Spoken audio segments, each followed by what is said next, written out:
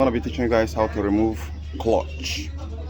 This is very simple yet sometimes very difficult for a lot of people. So let me go ahead and flip the camera. Got this one right here. So let me show you guys how it's done. I need a 10mm socket here.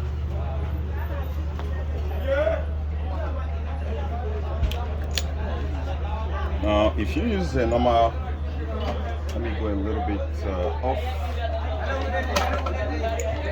If you use a normal ratchet, you're gonna have a problem. Why? Because it's gonna be moving. You're gonna be needing something to hold this in place, right? That is one of the challenges. So I wouldn't do that if I were you.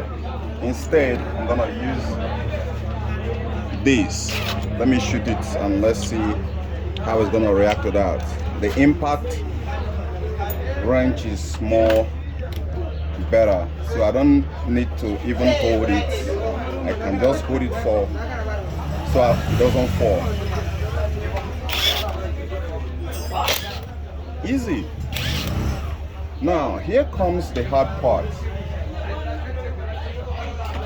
Losing the 10 part is just one of the problems. The main problem is this guy.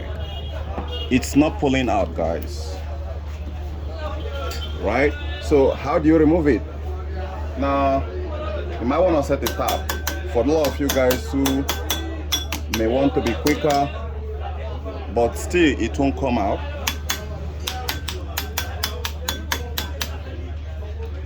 It won't come out. So what do you do? Let me show you how it's done.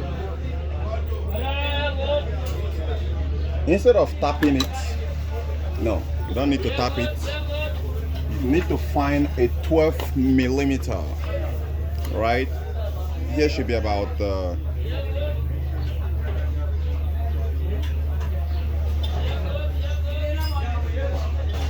so let me go ahead and show you guys. Simple and easy. I'm gonna guide this with my hands. Now watch the magic. This is 12. So I'm gonna go ahead and put it right here, and you will start seeing the magic happening. Watch here. Can you see it? So you don't need to tap it, and boom. So these guys are way ahead, smarter. You just have to be just on another level to figure this shit out. Now no tapping needed. It came out very simply. You want to make sure that you pick out the return washer or spacer, whatever you call it. So they did it intentionally. Here is 12. Here is 12, but in here is 10. So guys, I'll catch you guys some other time. Bye for now.